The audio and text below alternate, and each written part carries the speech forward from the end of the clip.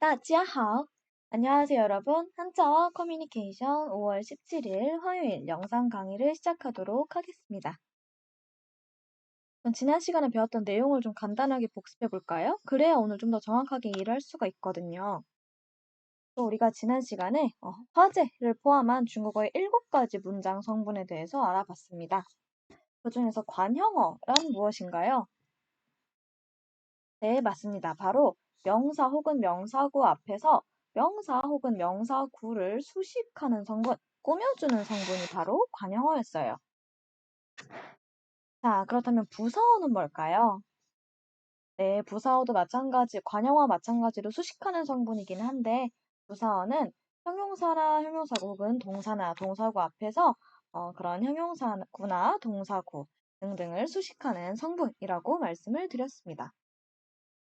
그리고 우리 보어가 중국어에서 굉장히 중요하다고 중국어 문법의 백미라고 말씀드렸는데요. 보어란 무엇일까요? 바로 동사의 뒤에서 동작의 결과나 상태 등을 나타내는 성분이라고 우리가 공부를 했었습니다. 자, 여러분, 그래서 제 예시, 예문 2가지를 가지고 왔는데요. 하시환 한국의 빙고 우리 다 지난 시간에 했던 예문이죠. 어떤 사과? 한국의 사과. 여기 관형어 등장했네요. 그리고 我非常喜欢苹果. 좋아하는데 얼마나 좋아해요? 엄청 많이 좋아해요. 여기서 非常 같은 경우에는 부사어에 해당한다고 볼 수 있겠네요. 자, 근데 여러분 우리가 지난 시간에 품사에 대해서도 얘기를 했었죠. 품사는 이제 단어를 여러 갈래로 그 성질에 따라서 나눈 건데요. 자, 한국어 같은 경우에는 관형어, 非常 같은 경우에는 부사어인데 한국어 자체는 명사죠. 그리고 非常 자체는 부사예요. 즉, 지금 2가지 예시 같은 경우에는 첫 번째 예시는 명사가 관형어로 쓰인 예시고요. 2번째 예시는 부사가 부사어로 쓰인 예시입니다. 오늘은 이 품사에 대해서 좀 더 자세히 공부를 해볼 거예요. 그럼 우리 품사의 문법적 기능에 대해서 살펴보도록 할까요? 지난 시간에 이어서 교재를 확인해 주시면 됩니다. 자, 우선 명사에 대해서 살펴봅시다. 명사란 그 앞에 관형어가 놓일 수 있는 단어로서 주로 사물의 명칭을 나타내는 일을 합니다. 즉, 의미적으로 보면은 사물의 명칭을 사물, 지명, 인명, 그런 고유명사 같은 것도 다 포함해서 사물의 명칭을 나타내는 일을 하고 그 앞에 이 사물이 어떤 사물인지 좀 더 구체적으로 설명을 해주는, 수식을 해주는 관형어가 놓일 수 있습니다. 예를 들어서 朋友, 친구, 빙고, 사과, 번스, 콩책, 电脑, 컴퓨터 등등은 신, 새로운 혹은 这个, 이 등등의 그런 꾸며주는 관형어 뒤에 놓일 수 있는 명사들입니다. 명사는 종류가 너무너무 많죠. 그러니까 그 예시가 많다는 거죠. 이제 명사 같은 경우에는요, 우리가 아까 한국어다, 빙고어를 예문을 봐서 알겠지만 명사는 주로 주어, 목적어로 많이 쓰이는데요. 관형어로도 많이 쓰입니다. 예를 들어 볼까요? 小明买了一台新电脑. 여기서 小明 같은 경우에는 그 컴퓨터를 산 주체죠. 그래서 주어에 해당을 하고요. 电脑, 내가 산, 小明이 산. 그 대상이 뭐예요? 컴퓨터잖아요. 그래서 컴퓨터라는 명사가 목적어로 쓰였네요. 그리고 小明的电脑是新的. 小明의 컴퓨터는 새 거야 라고 되어 있는데 여기서 小明은 똑같은 小明 명사, 여기서 사람 이름이니까 고유 명사에 해당을 하죠.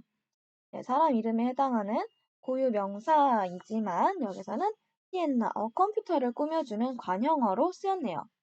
물론 여러분 여기서 电脑도 명사죠. 명사고 주어로 쓰인 명사인데 여러분이 이제 그 각각의 어떤 문장 성분으로 쓰였는지 좀 더 이제 직관적으로 아실 수 있도록 电脑에는 밑줄을 치진 않았습니다. 小明 관형어로 쓰인 예시 확인해 봤고요. 자, 여러분 그런데 명사는요 수러로도 쓰일 수가 있습니다. 수러. 그래서 이제 문장에서 이제 진술하는 그런 부분이 수러잖아요. 그런데 이 명사가 수러로 쓰이기 위해서는 대사가 필요합니다. copular verb라고 하는데 영어 용어는 모르셔도 되고요. 개사라는 것이 필요하구나라는 걸 알아주시면 되겠습니다. 여기 오타가 났네요. 명사가죠. 미안합니다. 자, 교수님, 개사가 뭔가요? 개사는 사실 뭐 한국어, 그리고 여러분이 공부도 같이 많이 했던 영어에도 다 있는 개념인데요. 예를 들어서 한국어에서 나는 대통령이다. 의 무엇이다. 영어에서는 I am a president의 그 비동사, 즉 지금 이 문장에서는 am으로 그 굴절된 모습을 보이는데요. 영어에서 I am a president의 비동사, 한국어의 이다 등이 바로 개사입니다. 자, 중국어의 개사는 그럼 뭘까요? 바로 시이죠. 우리 무엇무엇은 무엇무엇이다 라고 설명을 할 때 그 사이에 이제 개사 시를 넣어주잖아요. 자, 그런데 특이하게요. 중국어에서는 명사가 이 개사가 없어도 곧바로 문장의 수로로 쓰이는 경우가 있습니다. 이것이 왜 특이하느냐? 나는 대통령. 그래도 한국어는 말이 되네요. 근데 I a president. 물론 뭐 영화 뭐 포스터 제목이라든지 그러면 그 콤마와 함께 올 수 있을지 모르겠지만 문법적으로 교과서에서 배울 문장은 아니죠. 그렇게 변형이 되거나 도치가 된 문장이 아니라 원래 문장에서는 명사가 수로로 쓰이려면 개사가 필요합니다. 그런데 중국어에서는 이 개사가 필요가 없어요. 그래서 예를 들어서 예시를 한번 보시면 타나리른 그는 어디 사람이야? 사실 지금 질문부터 개사 없이 그 명사구가 수로로 온 상황이거든요. 사람은 사람인데 어디 사람이야? 라고 지금 온 이 명사구가 수로로 와 있는데 가운데 지금 개사 실이 없죠. 대답도 마찬가지입니다. 타 중국인 그는 중국인이야.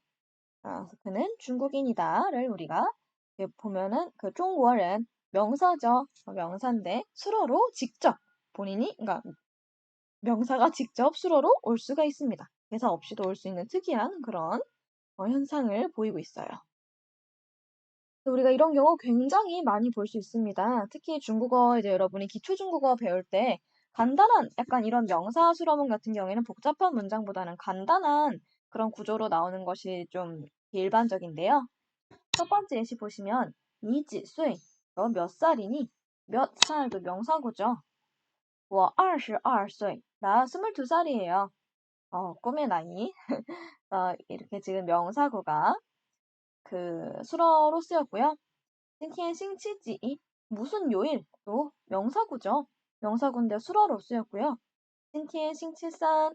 오늘 수요일이야. 라고 이렇게 명사구가 마찬가지로 대답의 수로문으로 왔습니다.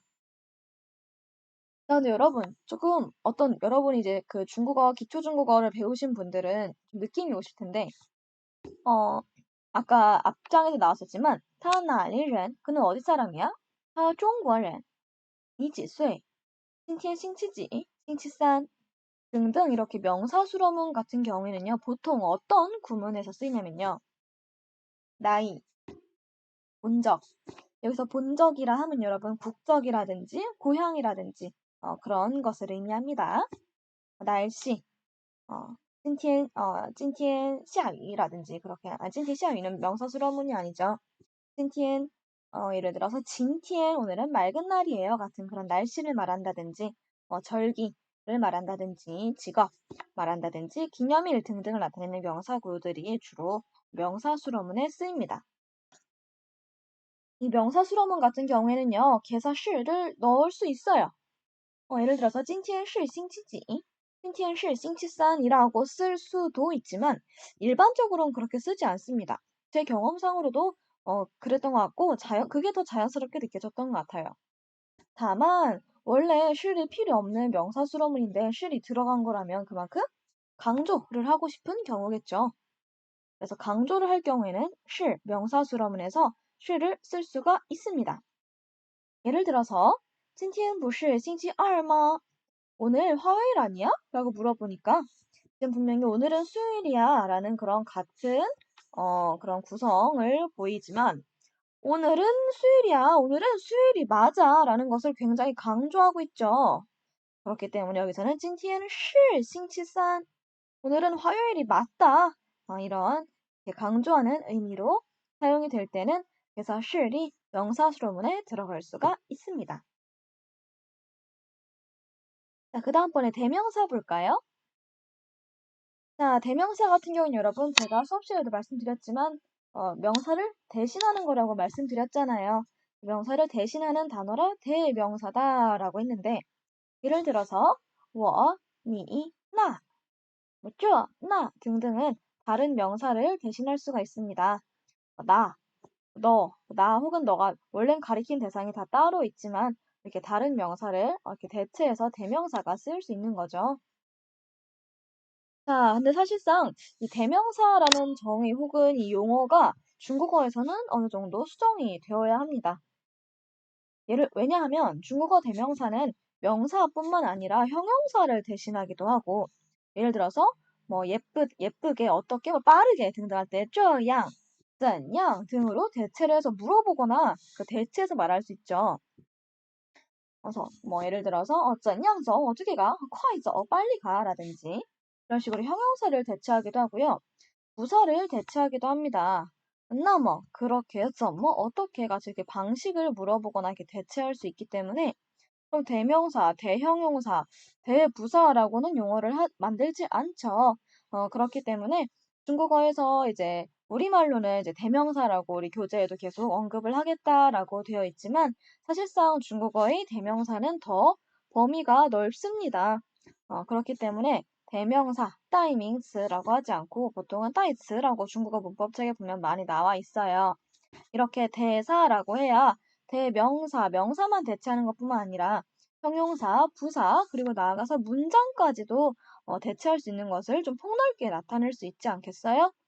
그래서 따이츠 같은 경우 이제 우리말로는 대명사인데 여러분이 뭐 대사라고 뭐 시험에 쓰시거나 해도 충분합니다. 정확합니다.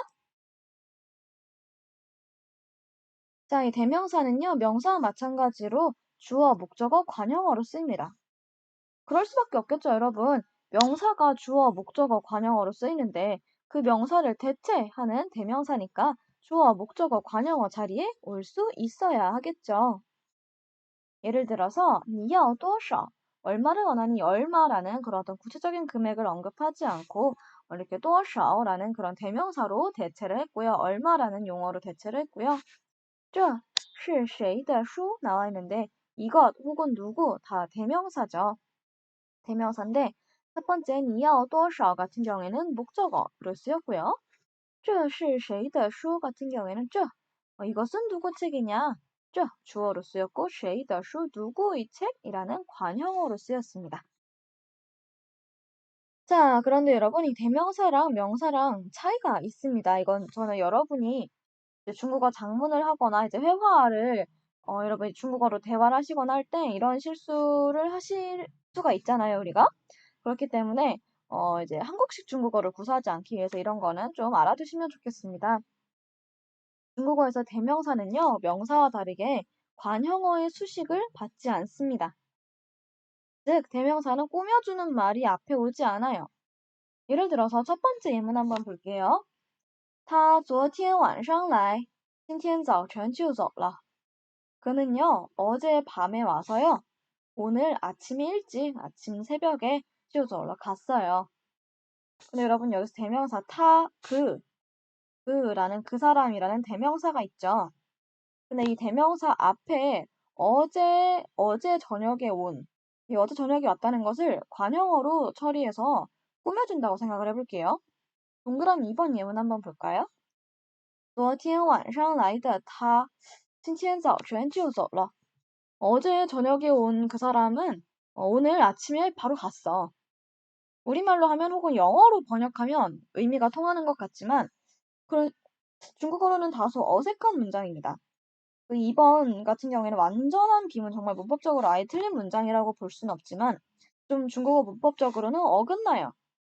왜냐하면 아까 말씀드렸던 것처럼 대명사는 관형어가 꾸밈의 수식을 보통은 받지 않기 때문에 그렇습니다.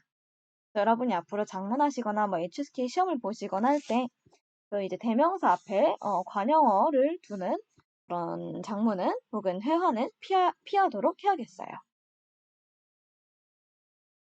자, 다음으로 수사와 양사 보도록 합시다, 여러분.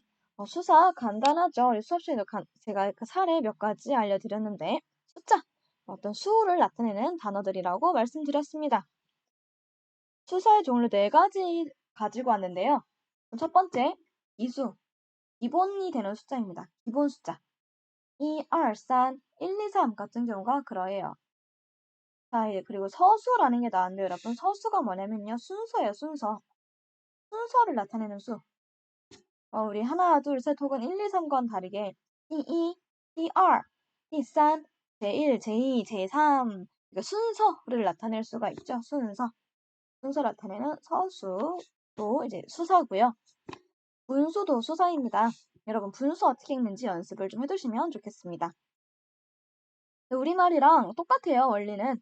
자, 3분의 1. 우리말로도 3분의 1이라고 있죠. 세수로 펀 나눈 것 중에 그 중에 조사 왔네요. 그 중에 하나이기 때문에 3분의 1 같은 경우에는 중국어로 싼, 펀, 쯔, 이라고 읽어줍니다. 아시겠죠? 그러면 4분의 1은 뭐겠어요? 네, 바로 4分之一입니다. 자, 그리고 소수도 여러분, 소수도 당연히 수이니까 수사에 해당하겠죠. 그래서 3.14 같은 경우에는 중국어로 어떻게 읽느냐? 바로 3.14라고 읽습니다. 여러분, 우리말로도 3.14라고 안 읽고 3.14라고 소수점 밑으로는 그 이제 하나하나 그 이제 1의 자리 수처럼 읽어주잖아요. 중국어도 마찬가지예요. 3.14가 아니라 3.14라고 읽는 점 기억해 주시면 되겠습니다. 자, 우리 양사 나오는데요. 중국어에서는 양사가 있어야지만 수사가 명사를 수식할 수가 있습니다. 예를 들어서 싼ren, 싼이라는 수사 왔고요. 렌이라는 명사 있는데 이렇게 수사가 직접 명사를 꾸며줄 수가 없어요. 이런 건 꾸며줄 수 없고 이렇게 싼个人처럼 수사와 명사 사이에는 반드시 이 양사가 있어야지만이 싼个人하고 수량사가 명사를 꾸며줄 수가 있습니다. 네, 수사 플러스 양사를 합해서 수량사라고 하죠. 수량사. 그래서 수량사가 명사를 수식해주는 구조이다. 중국어는 알아두시면 되겠습니다. 자, 다음으로 양사의 종류 볼까요? 양사의 종류도 굉장히 다양한데요. 네 가지 한번 살펴봅시다. 첫 번째, 명량사입니다. 명량사. 여러분, 이제 여러분이 앞으로 용어를 보실 때 유익 있게 잘 보셔야 되는데요. 그 용어의 개념이 다 녹아져 있기 때문이에요. 자, 명량사 같은 경우는요, 명사를 꾸며주는 양사입니다. 말 그대로. 그래서 뭐 이거를 사람 한 명, 一件衣服, 뭐 옷 한 벌, 一条裙子, 치마 한 벌, 一把雨伞, 우산 하나 이런 식으로 명사를 꾸며주는 그런 양사들을 명량사라고 합니다. 자, 근데 여러분 동작을 셀 수도 있죠. 즉 동작의 횟수를 셀 수도 있는데요. 次, 뭐 看了他一次할 때 그 次 있죠. 次, 회도 次처럼 몇 번에 해당을 합니다. 탕 같은 경우에는 왕복으로 왔다 갔다 한 한 번을 의미를 하죠. 그래서 타 취러 이탕 하면은 그거 한 번 갔다 온 겁니다. 뚠 같은 경우에 식사할 때 한 끼 이제 한 번 식사를 먹다라는 그런 동작을 세는 양사인데요. 등등 이렇게 츠, 회, 탕, 뚠처럼 동량사도 있습니다. 자, 명사와 동사만 셀 수 있느냐? 아니죠. 시간도 셀 수 있는 시량사가 있습니다. 예를 들어서 一天, 2天 할 때 그 天, 小时, 몇 시간 할 때 시간, 분, 그리고 미ao. 미ao 같은 경우에는 1초, 2초 할 때 그 초죠. 그래서 이런 시량수들도 다 양사에 해당을 합니다. 자, 그 다음 도량 양사인데요. 도량형 단위의 양사죠. 여러분이 이제 어떤 킬로미터, 뭐 그램, 킬로그램 등등을 이제 나타내는 것도 다 양사에 해당을 하기 때문에 여러분이 이런 단위를 알아두시면 도움이 될 겁니다. 예를 들면 꽁찐 같은 경우는 여러분 킬로그램이에요. 킬로그램. 꽁찐은 킬로그램. 그다음 찐 같은 경우 우리 고기 한 근, 두 근 하죠. 그래서 전통적인 그런 양사인데요. 한 근, 두 근 할 때 근. 그 크어 같은 경우는 여러분 이제 여러분이 뭐 중국에 놀러 가시거나 이제 음료수 같은 거 보시면 이제 뭐가 몇 그램 들어있고 어떤 성분이 몇 그램 들어있고 이런 걸 한번 잘 살펴보세요. 보시면은 이 크어라는 한자가 이제 숫자 뒤에 많이 나와 있는데 바로 그램입니다. 그램. 네, 그리고 꽁리 같은 경우에는 킬로미터를 의미를 하고요. 미 같은 경우는 미터 의미합니다. 자, 이렇게 양사도 한번 알아봤습니다. 그 다음 동사와 형용사 넘어가 보도록 할까요? 자, 여러분 의미적으로 봤을 때는 사물의 움직임을 나타내는 것을 바로 동사라고 합니다. 이 동사의 특징은 뭐냐면요. 바로 부사의 수식을 받을 수 있다는 건데요. 부사는 쯔, 이징 등등 있습니다. 예를 들어서 뭐든지 예시가 굉장히 중요하죠. 이 부사, 수식 이런 말이 어려울지라도 여러분이 예문을 보시면 좀 더 직관적으로 이해하실 수가 있는데요. 예를 들어서 타만, 대명사가 주어로 왔죠. 이징, like, 오다, 취, 가다, 쩌, 이제 걸어가다, 출, 먹다, 슈어, 말하다 등등은 다 이제 움직임을 나타내는 동사입니다. 이 동사 같은 경우에는 이징 라일러, 이미 벌써 왔다. 이징 취러, 벌써 갔다. 등등 이렇게 이징과 같은 부사의 수식을 받을 수가 있습니다. 자, 형용사도 함께 볼까요? 형용사란 의미적으로 봤을 때 어떤 사물의 성질이나 상태를 나타내는 것을 바로 형용사라고 합니다. 죄송합니다. 자, 그리고 형용사는요, 동사와 형용사는 여러분, 이따 말씀드리겠지만 둘 다 수러로 쓰이죠. 수러. 문장에서 어떤 그런 진술하는 부분이 수러로 쓰일 수가 있어요. 동사랑 마찬가지로 부사의 수식을 받을 수가 있는데요. 그리고 이제 형용사 같은 경우에는 很, 非常, 아주, 많이, 혹은 적게 등등 이렇게 정도부사와 자주 결합하는 그런 모습을 보입니다. 예를 들어서 好, 좋다, 高, 높다, 大, 크다, 红, 붉다, 빨갛다, 漂亮, 예쁘다 등등은 다 어떤 성질이나 상태, 성질 상태가 어때요? 좋아요.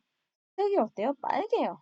이런 식으로 어떤 성질이나 상태 나타내는 다 형용사들이죠. 그 형용사 같은 경우에는 좋아요. 얼마나 좋아요? 정말 좋아요. 非常好, 아주 진짜 좋아요. 이런 식으로 형용사는 앞에 그 정도를 나타낼 필요성이 있기 때문에 정도 부사와 자주 결합을 하는 특징이 있습니다. 자, 이 동사와 형용사는요, 문장의 수러로 쓰일 수 있다는 공통점이 있다라고 아까 말씀을 드렸죠. 자, 그런데 조금 헷갈리는 부분이 있을 수 있습니다. 여러분, 동사 중에서도 분명히 아이, 사랑하다,喜欢, 좋아하다, 讨厌, 싫어하다, 了解, 이해하다 등등 이런 심리동사가 있는데요. 이런 심리동사는요, 마치 형용사처럼 정도부사 很의 수식을 받을 수가 있습니다. 예를 들어서 很喜欢, 아주 좋아한다. 很讨厌, 진짜 싫어. 很了解, 진짜 이해한다. 처럼 이렇게 동사인데도 정도부사의 수식을 받을 수가 있습니다. 근데 이게 그러니까 왜 이제 심리동사라는 얘기를 했냐면요. 예를 들어서 여러분 가다. 가다는 매우 가다. 매우 엄청 가다. 라고 어떤 그런 정도를 표현하기가 어렵죠. 일반 동사 같은 경우에는. 보통은 정도부사의 수식을 받지 않아요. 자, 그러면 뭐죠? 교수님? 아이, 喜欢, 讨厌, 了解 같은 심리동사는 형용사인가요? 동사인가요? 라고 헷갈릴 수가 있는데요. 자, 우리는 이렇게 헷갈릴 때는 또 다른 기준을 가지고 판단을 해야 되겠죠. 그래서 중요한 또 이제 동사와 형용사의 구분 기준이 나옵니다. 동사는요, 목적어를 가질 수 있고, 형용사는 목적어를 가질 수 없다는 점에서 동사와 형용사는 분명하게 구분이 됩니다. 예를 들어서 很漂亮, 그러니까 예시를 좀 쭉 볼까요? 很漂亮, 형용사 漂亮, 형용사 같은 경우에는 很 정도부사의 수식 받을 수 있죠. 그리고 喜欢, 좋아하다와 같은 심리동사도 마찬가지로 很의 수식을 받을 수 있어요. 그리고 자, 좋아해요. 그러니까 좋아하는데 아주 좋아하는 누굴 아주 좋아하느냐? 그녀 아니고 다른 사람 아니고 그 사람을 좋아해요. 喜欢 좋아하는 것의 대상이 그 사람인 거죠. 그 사람이라는 목적어가 왔네요. 이렇게 심리동사는 목적어가 올 수 있습니다. 반면에 피아울량 다 사실 이건 좀 더 깊게 들어가면 또 다른 의미가 있긴 한데 보통 형용사는 뒤에 목적어를 가질 수가 없죠. 자, 반면에 일반 동사 같은 경우에는 아까 가다 예시 제가 말씀드렸던 것처럼 먹다, 매우 먹다, 엄청, 근데 우리 여러분 생각하시는 엄청 먹다는 사실 엄청 그 양을 많이 먹는다는 거지. 이 동작 자체의 어떤 정도를 먹는다는 동작 자체의 정도를 나타낼 순 없죠. 그래서 chew 같은 일반 동사 같은 경우에는 요 부사수식 받을 수 있고요. 그거 또 먹어요. 또 뭘 먹냐면 가야 오리구이를 먹네요. 오리구이. 그래서 이 오리구이 지금 내 먹는 대상이 뭐예요? 이 가야라는 오리구이잖아요. 그래서 목적어 일반 동사는 목적어가 올 수 있네요. 그래서 여러분 우리 여기서 알 수 있는 것은 이제 목적어가 오면 형용사랑 다르게 동사로 구분할 수 있겠구나라는 것을 이해할 수가 있습니다. 자, 여러분, 이제 부사 같은 경우에는 다음 시간에 제가 이어서 설명을 드리도록 할게요. 예시랑 조금 더 봐야 되기 때문에. 자, 여러분, 한편 고전 과제가 있습니다.